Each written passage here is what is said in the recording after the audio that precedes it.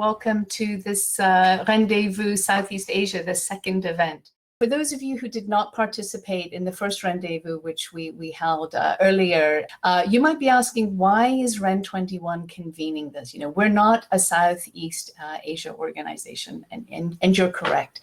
But what REN21 is we are an international multi-stakeholder network that is really dedicated to driving the uptake of renewables globally.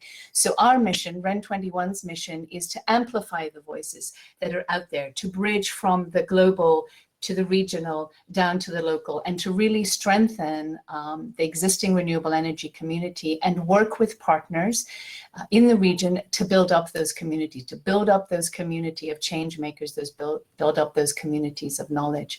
So our role is to be a convener, and it's to support the work that is being done by others in this collective aim of driving a shift to an energy efficient and renewable energy-based system.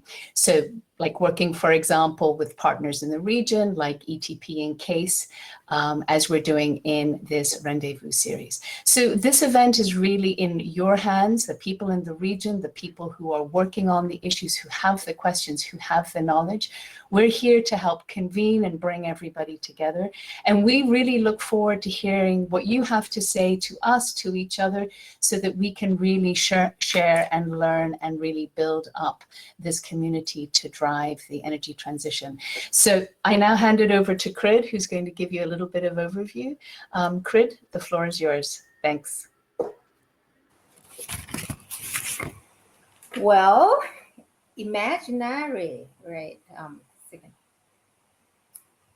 Imaginary. So imaginary is the set of values, institutions, laws, and symbols through which we human beings portray our social whole, and so are our energy imaginaries. So if we equate energy to fire, we do have energy imaginaries since ancient times. Imaginaries can exist through time. So here we have a portrait of God Agni, one in the ancient India, and the other one from our modern time. As well, imaginaries can also exist through space. So here we have in Greek mythology, we have two gods of fire. One is Prometheus, and the other one is Hephaestus. And at present, we all and we each do have our own imaginaries on our renewable energy, and be there solar, wind, geothermal, bioenergy, hydrogen, so on and so forth, in all kinds of shapes and forms and technologies and systems. If we look forward to the future, we all realize that the future is uncertain, so it is non-deterministic. The future is full of possibilities, probabilities, and plausibilities. But what would be the renewable energy future that we preferred for us, for our Southeast Asian community? I am Kret Wongsa, a REN21 Regional Coordinator for Southeast Asia, and I cordially welcome all our audience to be part of the forward thinking discussion today. So let us reimagine our renewable energy futures together, considering these factors of change and the changes in these factors, be they social, technological, economic, environment, political, and values. So I say, may the imaginaries be with you. Now I hand back to Jacqueline to go over with our agenda for today. Thank you. Hi, everybody. Welcome back again. And let me just go through the agenda really quickly so that you know what to expect in the 2 hours that we'll be spending together. We're going to start off with a presentation that will set the scene. And that scene setter will be Wichsinee Wibulpolprasert from the Thailand Development Research Institute. So we'll hear from her first for about 10 minutes. And then we're going to invite 3 discussants on stage to interact with Wichsinee about her presentation. So that will be the first part of the interactions that we'll see between the presenters. And after that, we'll invite all of you back to your tables so that you can continue your own reflections about what you've heard from the experts, and to also raise questions that you will bring back to the panelists in the second part of that interaction. Tables, we'll invite you to reflect on what you've heard and to think of what questions you might have. And throughout, we'll also be asking you to put into the chat any insights that you might have as you are listening to the speakers. After the table discussion and the time that you have for Q&A with the panelists, we will have a final presentation from Marianne from the National University of Singapore. And then we will come into closing remarks, and we will still have an opportunity to network even though the events are over, because there'll be an opportunity to meet on the rooftop for more informal networking. And we want to say that all of the speakers will also be joining us on the rooftop. So if we don't have enough time to engage with them during the sessions, there will still be time to continue doing that on the rooftop. Okay, and so let's begin with the scene setter.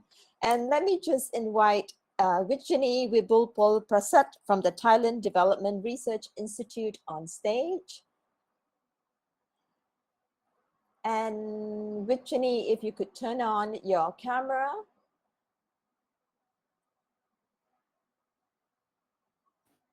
Hello. Hi, and Cool. welcome. Cool, huh? I'm here. Okay. Yes, you are. And let me just say something to our attendees to let them know who you are.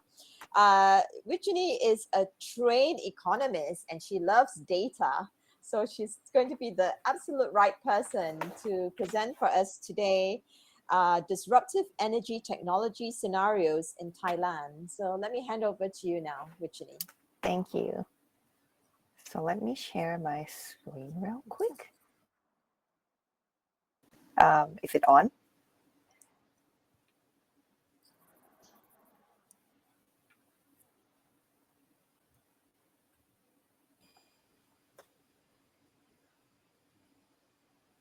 Sorry, I cannot see my remote screen while I'm sharing the full screen. Can anyone just confirm? Yep, your slides are showing. Yeah. Thank you very much. Yeah. So just as a continuation from what Chris just had an introduction, we are reimagining the future of renewable energy. So in this session, I'll be sharing our kind of past journey that tried to reimagine and look into the future of Thailand's power system in the wake of penetration from disruptive energy technologies. So how do we look into the future? We do that by wearing a lens of scenario analysis, which is a very helpful process that collects the data from the past and the present that helps us identify factors that are both highly uncertain and very impactful that will kind of pin down the possible or different plausible scenarios that could happen in 5, 10, 20 years. And these all lie within a cone of plausibility. So in this specific case, we asked, again, what Thailand's power system electricity grid will look like if they have higher penetration of electric vehicle, solar PV, and energy storage, okay? So how do we identify these critical factors? We did that by conducting several STEEP workshops. So we heard about STEEP from Grid earlier. So we asked several stakeholders to help us identify factors that are both impactful and highly uncertain. And interestingly, consistently stand out from all the workshops. The first one is technology growth, and the second one is policy commitment. So together, you can see that these two factors form two main axes that characterize our future scenario into 4 scenarios. The first one we call candle, which is the one with normal technology growth and not so favorable policy or incentive. The second scenario is torch, where we have a better policy, but just normal technology growth. And the third one is sunny, where it's more technology driven And the last one, we call it spotlight, being the brightest one, where we have both favorable policy and rapid technology growth. Okay, so being in this roundtable, I believe that the most preferable future that we would like to see for clean energy technologies would be the spotlight one, where we have both favorable market policy as well as rapid technology growth. However, based on the country's narrative, at least for Thailand, we have to accept that the more realistic, a probable scenario would be, I think the sunny one is the optimistic one even, where the usage and the growth in clean energy technology is driven more by technological progress.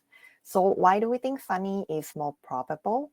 The first reason is that technological growth is kind of happening at a global scale. It's being driven by business opportunity as well as competitions. So it's hard to stop. It's just there. It's just a matter of time that it's reaching the maturity. On the policy incentive, on the other hand, depends much more on the country's internal factors like political instability, conflict of interest between various stakeholders, leadership and commitment, and so on. So this policy factor is very much more uncertain, and it can even go in the reverse direction, like Thailand have experienced multiple policy. That's why we think sunny will be more realistic. Okay, so knowing all these possible, plausible, and preferable scenario, we ask next is, what does it take for us to go from this sunny state to spotlight and brighter future? Here I present to you a concrete example of chasing the spotlight in the case of energy storage in the power system. So for us to see widespread adoption of energy storage in power system, like we would like to see in a spotlight scenario, the benefit of using energy storage must far exceed the cost of investment in it. And both technology and policy uncertainties would affect both sides of this equation, the benefit and the cost side. So here I just show you one of the many ways to use and generate cost saving or benefits from energy storage, which is to use it to provide capacity service. So here's how it works. You charge energy storage during off-peak hour, and you discharge it during peak hour to serve the peak load.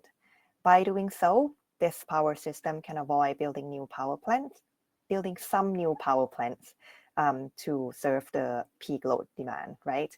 So this avoided new power plant construction presents the cost saving, which is the benefit side of the energy storage usage.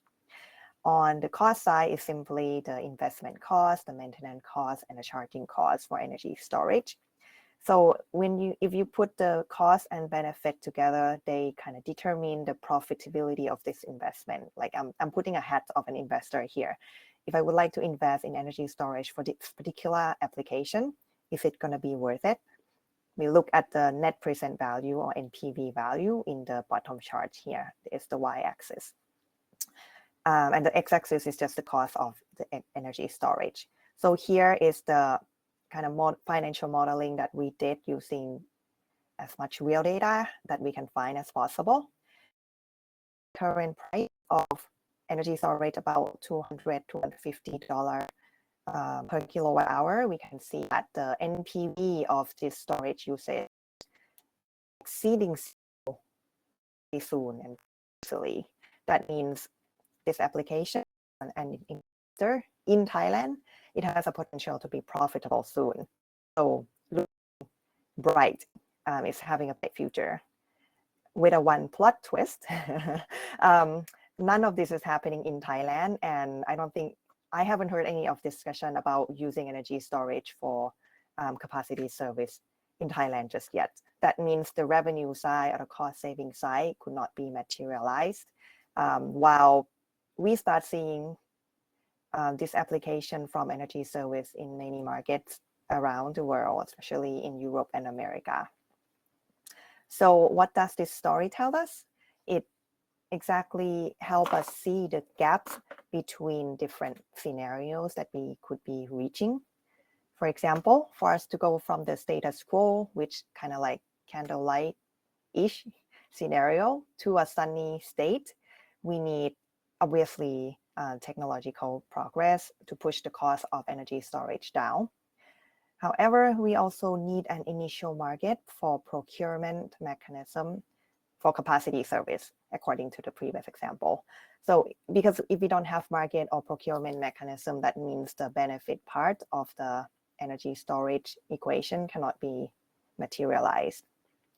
If we are more ambitious and would like to go further from sunny, we need further cost decline for these technologies. More importantly, on policy side, we need a more mature market or procurement mechanism for various energy service that the energy storage can provide. And each service should have a fair compensation coming with it, and the ability for the investor to kind of stack these revenue together for the profitability to be higher. Okay. So just to conclude what this overall journey that we went through tell us, I think one key takeaway is that a highly plausible future for clean energy in Southeast Asia, well, based on the experience in Thailand, is more technology driven or sunny. So because technological progress is inevitable. However, if we are more ambitious and would like to realize the full potential of clean energy technology, including RE, like what we see under the spotlight scenario, we need to really be committed to unblock the policy regulations and bottlenecks, which is challenging, but I think it's possible because we see the multiple examples from Europe and America. And that's the end of the presentation.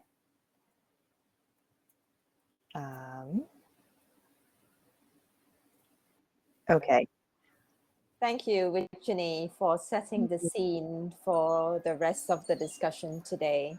And we're going to now invite our panel discussants to come on stage.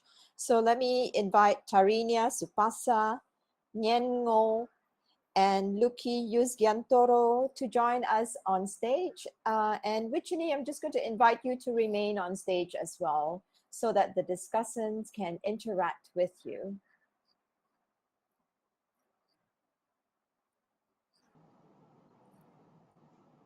And there you go. And let me invite all of you to make sure that you have turned on your microphones, because it tends to do that when we move from space to space. There you go. Perfect. Welcome, everybody. Welcome, Tharinya, Nhien Ngo, and Luky. And I'm going to begin by asking each one of you to just introduce yourselves to the attendees, saying your name, your organization, and your area of expertise. So let's begin with you, Tharinya. Go ahead and introduce yourself. All right, thank you, Jacqueline. Hi, everyone. Good morning, good afternoon. So yeah, my name is Tharinya Supasa. So currently I'm located in Chiang Mai, Thailand. Yeah, I'm working in Agola Energy Wende, which is kind of the think tank in Berlin, but we just have the office in Thailand this year. And also in parallel, I'm working in the CASE project. So familiar face as well to the panelists here. And yeah, for the CASE project is stand for the Clean, Affordable and Secure Energy System. And we are aims to encourage the energy transition in Southeast Asia.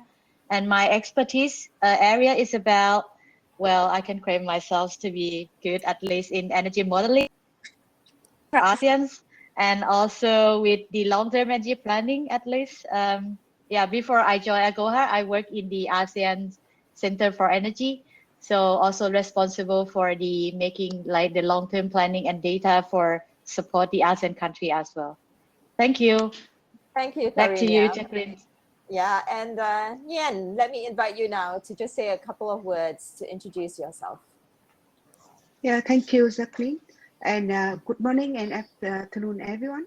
So my name is Nhien, and I'm working as the Executive Director of Viet Nam Initiative for Energy Transition. This is an independent think tank in Vietnam, and our mission is to for the energy transition. And with the main objective is deliver the fact-based analysis on the key driven for the energy transition and provide a platform for the discussion on the technological, economic and policy aspect of the Vietnam energy sector. So my interest is like on the energy policy, energy economics, and assessment of the low carbon energy technology. So thank you. Thank you, Nhien. And finally, but last but not least, Pak Luky, silakan. Yeah, thank you, Jacqueline. How are you all? I hope everybody's healthy. Allow me to introduce myself. My name is Luky Yusgiantoro. I am currently representing Purnomo Yusgiantoro or PYC. Our organization has many events and also many researchers. Currently, we are preparing for a big biannual event. We call it International Energy Conference of 2021, which will be held in October. So welcome for you to join us in that event. And also, we also have some studies. For example, we have studies on electric vehicles. That's the team that I'm working on right now, and we are looking at the geopolitics and also geoeconomics of the electric vehicle, also the supply chain. In addition to that, our organization also has some researchers on carbon tax, because right now it is important for Indonesia to implement carbon tax, and we are also conducting to give some feedback or inputs to the government. On top of that, we also have crowdfunding research. And then, of course, it is very important for private sector to get some funding, and especially in Indonesia, the renewable energy. And we are right now doing research on that subject.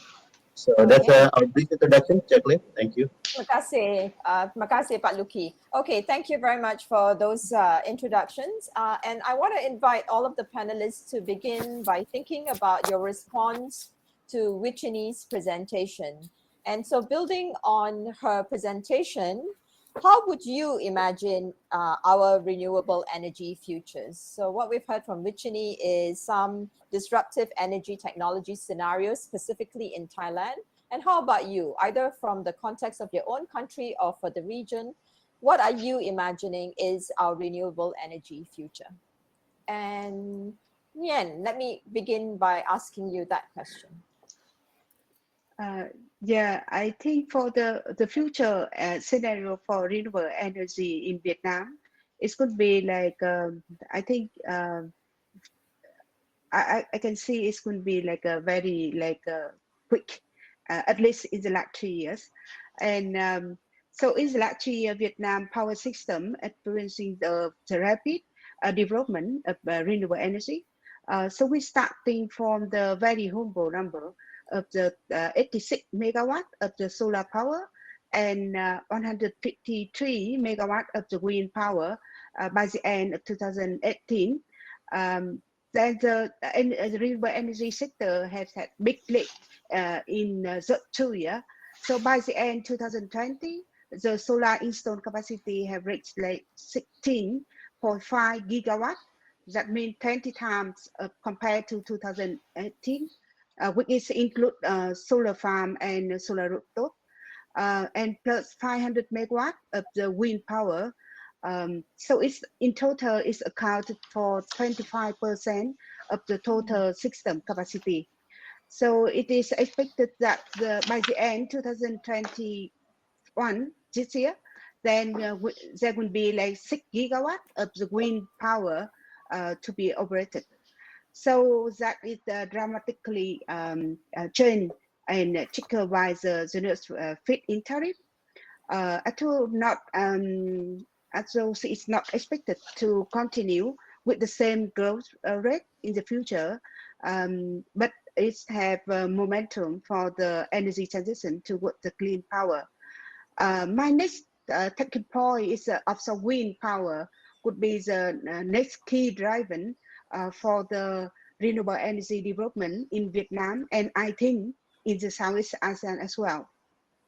So we aware that, and at least from our organization, we already conducted a series study on focus on the offshore wind to finding the indicate that Vietnam has a technical potential to develop like 10 gigawatt of the offshore wind by 2030, and we take into account of the grid integration ability.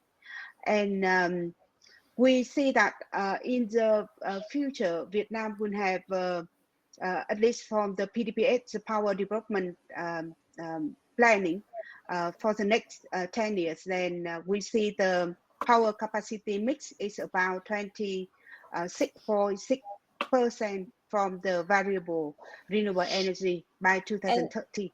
And it could be like, yes? Nhien, I'm just going to get you to pause right there so that we also have a chance to hear from Luky and Tharinya in the time that we have together for this panel discussion. So there was a humble start in Vietnam, and then now it's gaining momentum. And for you, wind energy is going to be a very likely source of sustainable renewable energy for the region. And Luky, let me just get your thoughts. You know, what are your thoughts after listening to Wichsinee's presentation? Well, my first thought, it's a challenging situation in Southeast Asia, particularly for country members in Southeast Asia. Allow me, Jacqueline, to discuss about from the Indonesian perspective, because you have to between the conventional energy source and non-conventional energy transition, and also from between economy and also the energy.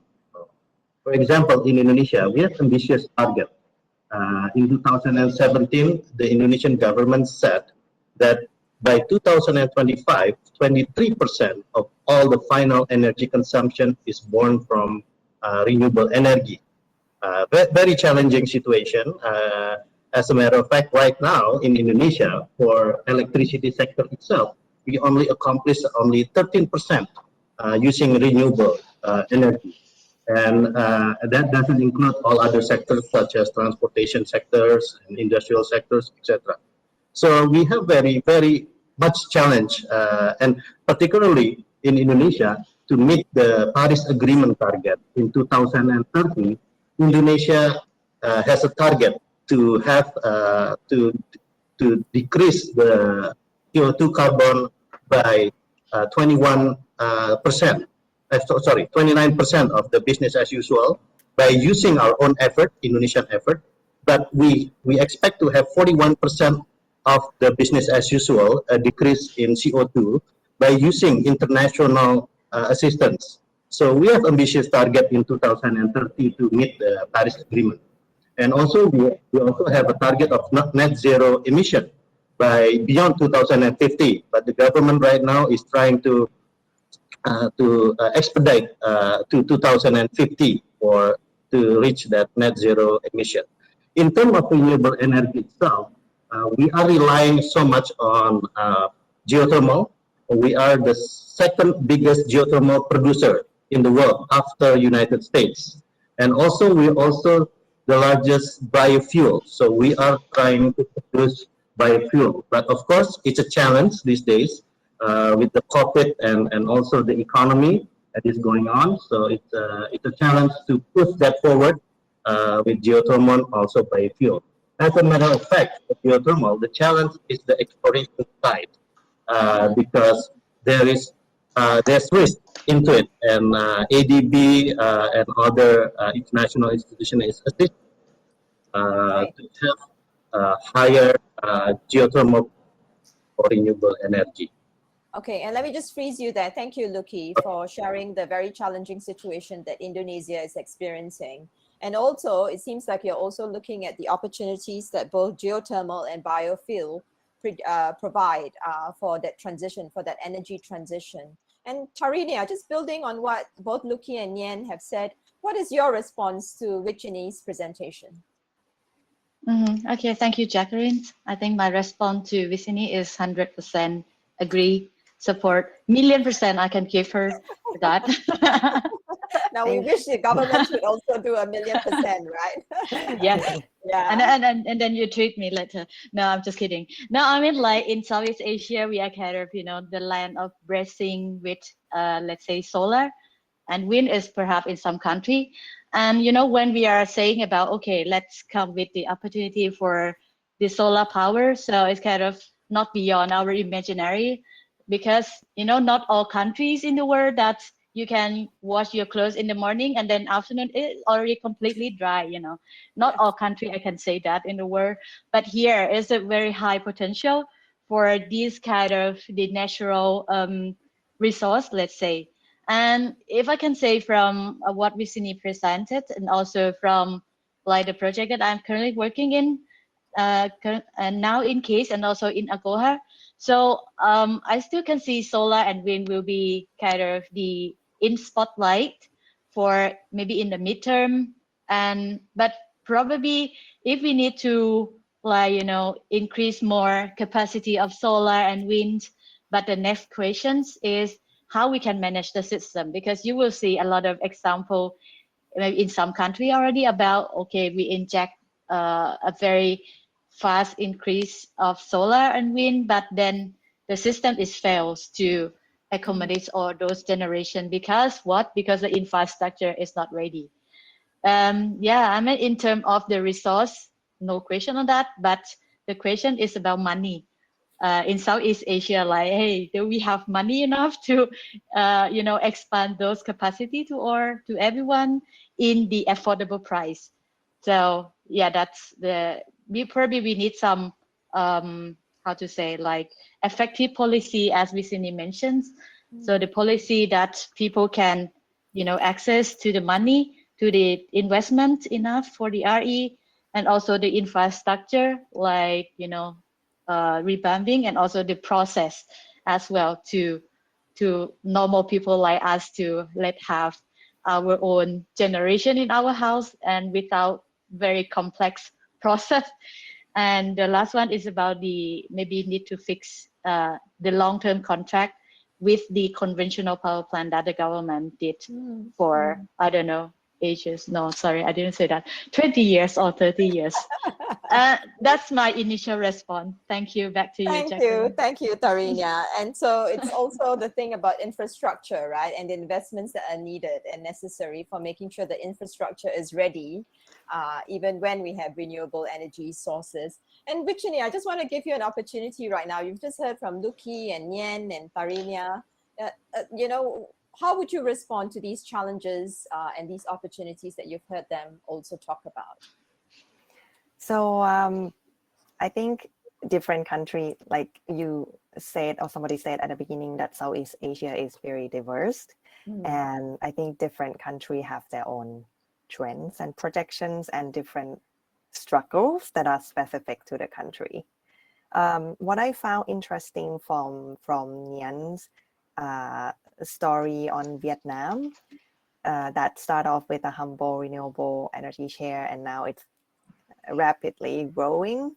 That sounds very like Thailand at the beginning, like when we first start subsidizing renewable, like 10 years ago. Then after that, it rapidly expanded, and then the government got scared, precisely because what Tharinya mentioned, because they think it's expanding too fast, and the grid has not adjusted fast enough to deal with this intermittency and its new technology. So right now things are slowing down for Thailand, and I'm not sure if I'd be interested what would Vietnam. Yeah, that would be my reflection. Okay, thank you, Wichsinee. And Nhien, would you like to just very quickly respond about what? Yeah. So I think from Vietnam, then the government have the same impression as the Thailand's government has.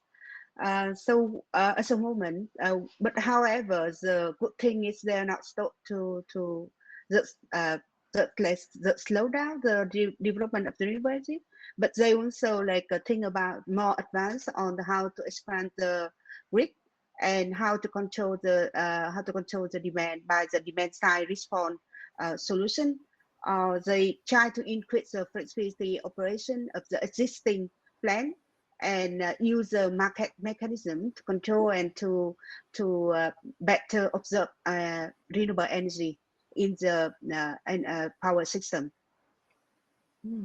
Thank you, Nhien. And I'm just going to turn our attention now to some questions from the attendees. And we want to make this as interactive as possible. So there's one question that has received quite a lot of votes. And I'm wondering if any of the panelists can give their views about that. And the question is, given that we need ESS for the energy transition, what are your views about the rise of lithium extraction and its environmental and social sustainability? Would any one of you like to take that question? And Wichsinee, I see you've just unmuted yourself, so go ahead. Let me take a try. Let me try. So notice that ESS is not specific to just lithium. It's for power market application, can be any technology that's cost effective. But you're right that the lithium ion technology is the star, I think, within the next 10 years. And there's this environmental and social issue associated with it. I have not really looked or studied these topics in detail, but being an economist myself, the market-driven way to account for this is to try to quantify the cost, social and environmental cost, a similar way that we price carbon. And this price or this cost should be incorporated into the cost of energy storage that is lithium based. And it could make it more expensive, and other technology could have opportunity to rise beyond lithium ion. I don't know.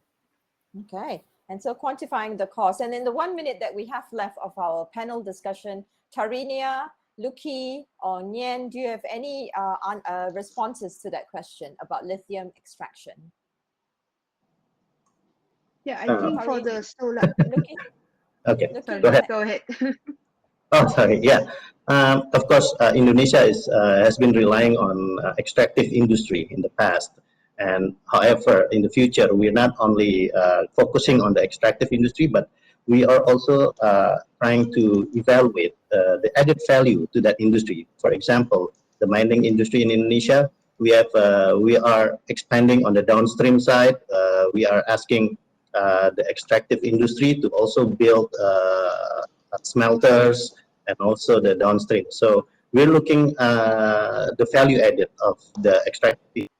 We can evaluate on the backward and forward linkage of that extractive industry. Okay. And so value added. And I'm afraid that's all the time we have for this panel discussion. I know that there are more questions from attendees in the chat, and you will have another opportunity to interact with the panelists when we come back from the table discussion.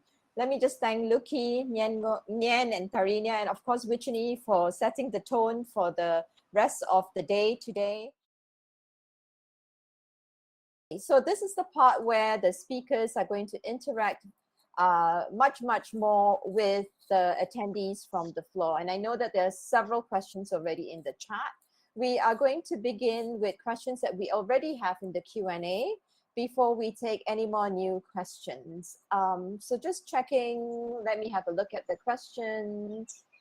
So let's begin with this first question, which has the most votes right now. And we see an increasing turn away from coal in many of the countries. But rather than going towards renewable energy, we see a move back towards gas. What needs to be done to stop this trend? So can I get one of you who would like to respond first, and then we'll get the others. Yeah, go ahead, Tharinya. Yeah, maybe I can jump in first for this. I mean, yes, I mean, it's kind of a very shortcut for, okay, let's fade out from coal and then jump to gas, because obviously gas has lower greenhouse gas emissions, you know, in terms of the, if you count as the generation unit. But I mean, the concern between why not shifting to RE right away from coal, but rather, you know, the decision go for gas instead. Because I think the main reason is about the maintain like the grid stability or the secure the power system. because currently you will see if any country which has higher, let's say, renewable energy shares in their generation mix, so it will somehow interrupt the power system. And yeah, that's very popular news to read, like to hear about the curtailments. Or sometimes it's kind of, hey, if we install more RE, so it's trying to be equal to instability of the generation or the intermittency. So that's why the decision is, okay, let the first priority is just to ensure that our power system is secure enough. So we shift from coal to gas. And then the next step is maybe shift from gas to RE. But that's, I'm kind of say it's kind of already a bit outdated idea, because now we have the option for manage the flexibility for the generation and the grid system itself. So it's allow government to jump directly from coal to RE. So maybe that's the answer for how we need to be done to stop the trend. So we need to focusing more options on the flexibility paradigms. And that's for my questions. Thank you, Tharinya. And to the rest of you, what do you think needs to happen for us to have that kind of flexibility? Luky, go ahead. Yeah, thank you. It's an interesting, good question. What do we do with coal, and what about gas? Just to give you from the perspective of Indonesia right now, actually we're not planning to build any more power plant for coal. Right now we are using coal power plant as a base load for our electricity, and very important. However, we're also thinking right now of using CCUS, carbon capture utilization storage. So we capture of CO2 from the power plants and inject it for storage underground. Right now, I'm one of the team. I'm part of the team that is formulating how do we use CCUS. As a matter of fact, CCUS is one of the pillars of IEA, International Energy Association, to reach net zero emission in 2050. So it's interesting. And gas, we're also using gas. There's a shift of paradigm in Indonesia from oil to gas, and also from the western region to eastern region. So we have plenty of gas in the eastern side of Indonesia. So we are also trying to have that gas as a transition to energy transition. Thank you. So using gas as a transition to energy transition. And Wichsinee, do you have any thoughts about that question? And just unmute yourself. Go ahead. Not much. I just am 1,000,000% with Tharinya, and I think Luky provides a really good point. So in the long run, we would like transition to renewable energy through these new flexibility. But while we are working through our pathway, then gas could be kind of the intermediate. Yeah, we have to be careful there and keep our journey forward. So an intermediate step, and making sure that we do not get stuck there. Okay, and I'm just going to move on to the other question that received a lot of votes. And this question is going to be for Nhien. The question is, what is the outlook of the current solar market in Vietnam after the solar boom in 2020?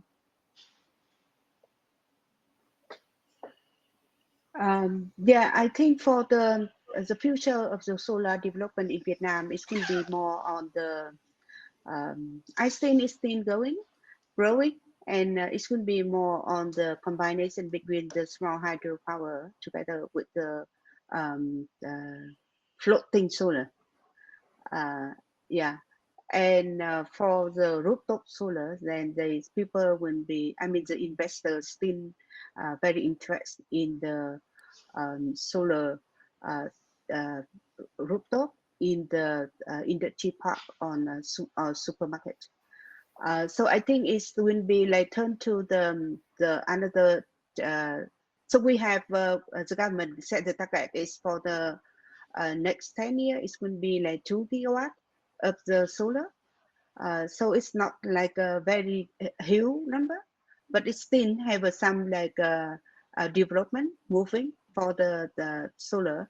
And if we have, if we look at the potential of the small hydropower combination with the floating solar, then we still think it will be around like 18 gigawatt potential. So I think the investor, they will not like, I mean, especially the small hydropower who owned by the event, which is like just the only company in Vietnam can buy and sell electricity. So they also want to increase the renewable energy percentage investment for the event. So I think in the future, Vietnam still have a chance to develop more solar energy, but not with the farm. Yeah. Okay, thanks, Nhien, for taking that question. And just noticing another question from, let me just have a look. Is it Ashwara? Where is that? Yeah. Aishwarya Da, you have a question here about decentralization of energy systems. And I'm just wondering, would you like to come up on stage to ask your question? And Matt, could you see if we could get her up on stage, if she's willing to be in the empty chair? Go ahead. Okay, and there's a request. Oops. Hello. Hello, everyone. Hi, there you are. Yes, I am dialing from Paris, actually. Welcome and good afternoon to you. Good afternoon. Good morning. No, Good good morning to you. Okay, Yes. and your question for the panel. Go ahead. Yes. So my question to the panel was about the feasibility of decentralized renewable energy in Southeast Asia. Like, you know, that in renewable energy, there's always this great debate between centralized power grids and decentralized energy production. So I wanted to ask, like, how feasible would it be to have decentralized solar and wind energy in Southeast Asia? This is something that I'm really interested to know, because obviously it depends on a lot on the space that you have, on the land use, and it could require more land or less land depending on the region. So yeah, I would love to hear your thoughts on the feasibility of decentralized energy systems and energy production in Southeast Asia and in all your countries. Thank you for that question, Aishwara. And let's see, and who would like to respond to that question first? I can maybe. Yeah, Okay. Tharinya, go ahead. Thank you. All right.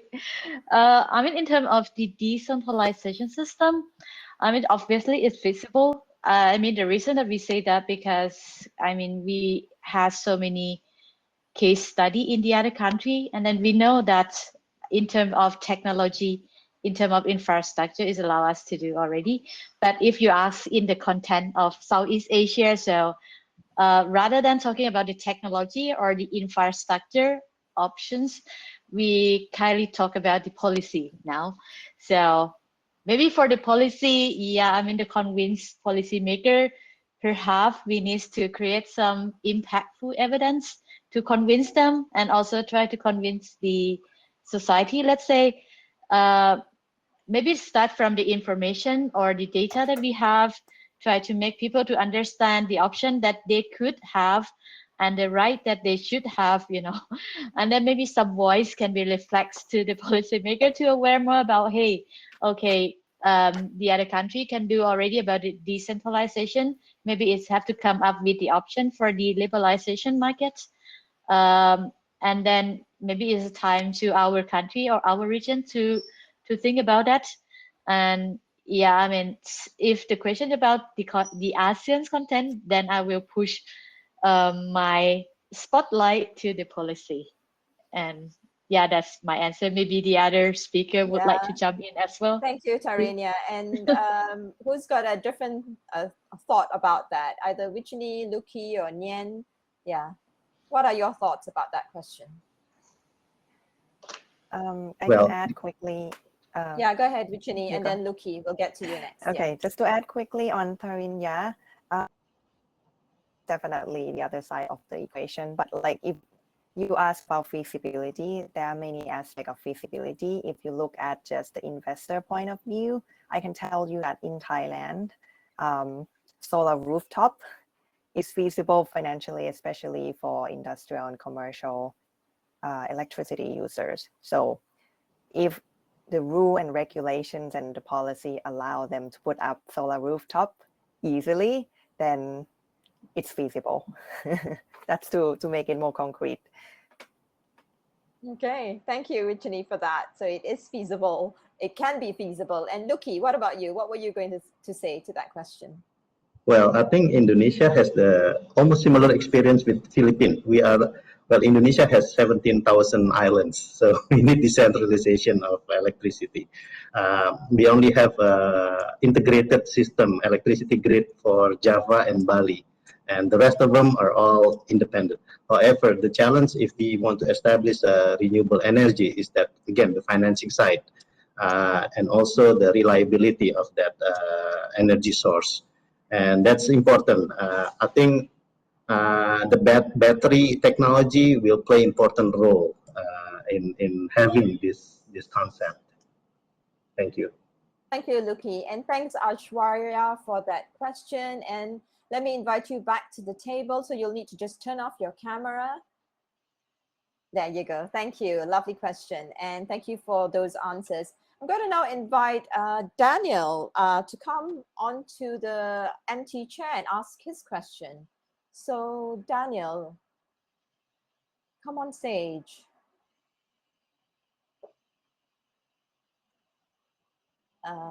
Just give it a second. Can you hear me now? Hi, Daniel. And what's your question for the panelist? Okay. Hello, I'm Daniel from Japan. I wanted, because this is something that has popped up, I think, throughout the discussions quite a lot, the importance to include also the social implications, the environmental implications, and to combine everything all together. And this is quite related to this, to have a just transition. Then I was wondering, I totally agree with that, and I would like to know how can we implement it. But if it's something that we are being pragmatic, or is too naive, and at the end everything is going to be about making more sustainable technologies just cheaper and focus only on the economic aspects, or there is some room for these just transition lenses, and how, if there is, then how can we implement it, and how can we actually develop it? I think any of you, if you have any comment. All right, so in the 1 or 2 minutes that we have left together on this panel, who would like to go first in answering Daniel's question? And just unmute yourself. Luky, can I invite you? Oh, sorry, Nhien, go ahead. Yes, so I think for the his question about the integrated solar and wind, but in economically. So I think depend on the power system of the which country you are talking about. But if you have the potential to develop the wind and solar, then there is for the technical term, it can work and it can work well. But for the economical, then I think nowadays the technology is like available with low price, especially with the solar, so it can work. For the wind energy, is I think in total when we integrate the wind and solar, then we also have to calculate and consider about the fee of the other issue. For example, like when we have a high percentage of the renewable energy, then we also have to invest on the smart grid so that we can have a better demand response, and from that then we can balance the system better. Okay, that's some comment on that. Yeah. Okay, maybe Lily thanks, have more. Yeah. Yeah, and any last words from either Tharinya, Wichsinee, or Luky on that question from Daniel before we wrap up this panel? Tharinya, you look like you're about to unmute yourself, and I could be wrong. There you go. Go ahead. No, I would say Wichsinee will be the right one to answer. But Wichsinee, is there anything you'd like to add to what you've just heard? No, actually, I have to accept that a just transition is a very tricky and complicated policy topic, That's and I don't have much experience on this to answer that question. Okay, thank you, Wichsinee. And Luky, anything you want to add before we wrap up this panel Well, discussion? yeah, just to add on, I think that you're right. I think we're familiar with energy security of definition of energy security, which are 4 A's. Acceptability, so they have to accept the energy sources, and accessibility, availability, and affordability. So those are the 4 factors that are important for renewable energy concept to be utilized in the future. Thank you. Thank you, Luky, and thank you, Daniel, for that question and for coming on stage into the Thank you very empty much. chair to speak to all of the panelists and to the attendees. And that's about all the time we have, unfortunately, for this interaction between attendees and panelists. The good news is that they will remain on the rooftop for an additional half an hour, if I'm correct. So you will still get an opportunity to continue your conversations, your questions and answers with them. Just hang back and we'll give you directions to the rooftop after the event ends today. Thank you, Wichsinee. Thank you, Nhien. Thank you, Luky and Tharinya. It was a pleasure hosting all 4 of you on the stage. Okay, so Thank if you, could you turn too, off- Jacqueline. Thank you. And if you could just turn off your cameras, that will take you off the stage. How cool is that? So just switching off your cameras, turning that off. Great. Nice. Okay. And we have one last treat for all of you, and that is we have a final presentation from Marianne. And let me just invite Marianne to come on stage.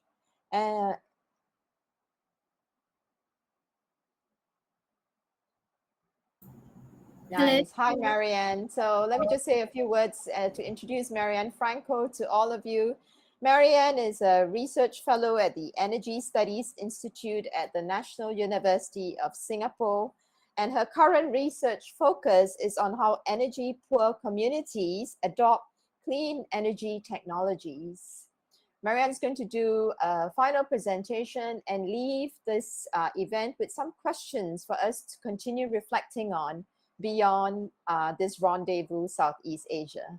So Marianne, let me just hand over to you so that you can begin your presentation.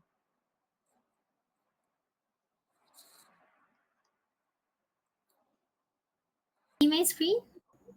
Yes, we can see your screen. I can see your screen, yeah. All right. Thank you very much, Jacqueline, for the introductions, and to REN21 organizers for the opportunity to participate in this very interesting event. Good morning, good afternoon, and good evening to everyone wherever you are. We appreciate your time to join us in this event where we tackled a challenging task of recreating our imaginaries for the renewable energy futures in Southeast Asia. We are honored to join by the distinguished panelists, both from the regional and local levels, to answer the questions of what does renewable energy future look like in the region? What are the possible scenarios we can think of? And how do we get to the best and how do we avoid the worst? And finally, what is the most realistic and preferred renewable energy future for the region? Just to recap, our expert panel have emphasized about the opportunities and gaps to current renewable energy situation of the region, the importance of utilization and openness to adapt technological solutions and innovations, and most importantly, hearing from the panel, it seems like there is a light at the end of the tunnel with all the technological availability of RE, especially on solar and wind. But due to the challenges in terms of costs and the readiness of current infrastructure, the role of supportive policies and the political will and commitment to long-term RE transition is really important. To add to these crucial points and address the main question of event, let me talk about the less looked upon aspect of renewable energy futures in Southeast Asia. Its human dimension. So actually, the transition of Daniel's question to my presentation is really appropriate. Here is a familiar picture to the locals of the region. So our communities in Southeast Asia are often associated with tourism, invoking picturesque views of the sea, the white sand beach and the warm welcome of islanders. I think nothing can beat the tropics with its beautiful shoreline, the rich and diverse marine life and environments, and most especially the warm smiles, the good morning po, ma'am, sir, sawadee ka, or the salamat pagi that would greet you when you arrive at the island. However, behind this holiday backdrop of the community is an actual scenario of a household trying to get through the day, maximizing sunlight while working on their handicraft and souvenirs, having access only at electricity at night. The fishermen, like in this actual photo, prepare their nets at midnight before the diesel generator turns off. For school teachers, overtime often involves staying at school premises to print handouts and presentation slides for the next day's lesson. Everyone tries and needs to adapt to the current circumstances of having limited or no energy access at all. On the other hand, Southeast Asia has one of the most comprehensive regional renewable energy plants. They boast about the targets to address climate change and decarbonize sustainably. This is done by deploying clean and renewable technologies on various market tools to encourage the usage and investments of renewable energy sources per country. Local government players and NGOs and even private sector seem to be quite optimistic that we can do this. Well, I totally agree with those solutions, and I'm actually a proponent of renewables, don't get me wrong. There is somehow a disconnect between what we want to achieve in terms of sustainable energy transition and the realities in the energy poor and in disadvantaged areas. Electrification needs to be more than a means to survive everyday lives, but to see electricity as an enabler to achieve long-term sustainable development. The renewable energy framework in the region can benefit from allowing avenues for local and community stakeholders to directly participate in the decision-making process of energy transition projects. While it is important to have technological and market-driven solutions, it is equally crucial to reimagine a renewable energy future that considers the human aspect of sustainable energy transition. Government activities might be primarily focused on hitting the national and regional target, but they should also holistically address the direct energy realities and socioeconomic needs of the marginalized groups, energy poor and isolated areas. We are familiar with the energy trilemma: to address energy security, sustain economic growth, and achieve development in an environmentally friendly way. I think there is a fourth and equally important aspect of it, which is energy equity and energy democracy. For my reflections, let me just give you 3 things I learned from my studies and fieldwork in the islands. First, I always argue that sustainable energy transition is more than just a hardware issue.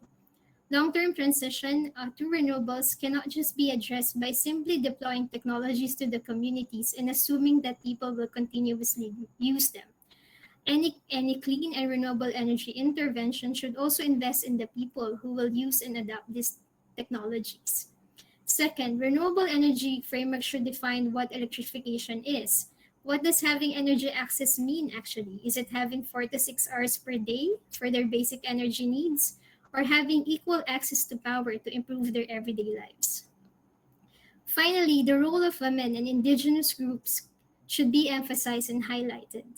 During my fieldwork, most of my correspondents were the wives and homemakers of the family. They are the ones who know how much electricity was consumed. They actually manage the electricity load in their household without them knowing it. More and more scholars are working on this, on the gender aspect of energy transition. Candidly, just look at the lineup of speakers of this panel and the organizing team of this event: Women Empowered. I think it is not coincidence that the word empowerment can be both used literally and figuratively. For me, this is how I envision a preferable renewable energy future: a group of empowered individuals and communities. For my last thoughts, I think any societal transformation, may it be energy sector, water, or food, has always been a combination of complex interactions of actors and systems that cooperate or sometimes contest with one another. While technologically driven energy transition is inevitable, aiming for democratic and participatory system would help a lot in making renewable energy adoption lasts longer. So this is my last slide. To end, I will just leave you with some questions to reflect during the rooftop networking. 3 questions. events. Do the current renewable energy policies in your country consider equitable access for the energy poor? Does the government promote electrification not only for power but for empowerment? And finally, what are the ways we can make sustainable energy transition more participatory and democratic? That's all for me. Thanks, Jacqueline. Thank you, Marianne, for that presentation about how poor communities are using renewable energies. And thank you for those questions, reflection questions, for all of our attendees here today. And on that note, this brings us to the close of all our presentations. And I'd like to invite Crit back on stage to just do some closing remarks and to tell us a little bit more about the next event from REN21. Well, thank you all for such a vivid, dynamic, and lively discussion today, especially on the chat and the Q&A. So many critical questions that will keep us thinking. So again, I'm Kret Wongsar, REN21 Regional Coordinator for Southeast Asia. So again, I would like to extend my appreciation to all our speakers, the facilitating team, the organizing team, but most of all, to you, our audience. As most of you may already know that this event is the second one out of our 3 event series in Southeast Asia. So we last Thursday, the 22nd of July, we have the event in the policy and governance theme. The title is From Fossil Fuels to Renewables Now. Strategizing the energy transition in Southeast Asia, which we have the records that can be found on our website, ren21.net. And next event would be on 22nd of September. The theme will answer some of the questions that are posed in the Q&A. It is on capital theme. The title is Accelerating Renewables Investment in Southeast Asia, Challenges and Opportunities. So till we meet again on the 22nd of September, please mark your calendar. So on that note, we wish you well. We ask that you keep safe in these times of a pandemic, and we look forward to seeing you at the next RENdez-vous Southeast Asia. Thank you, everybody.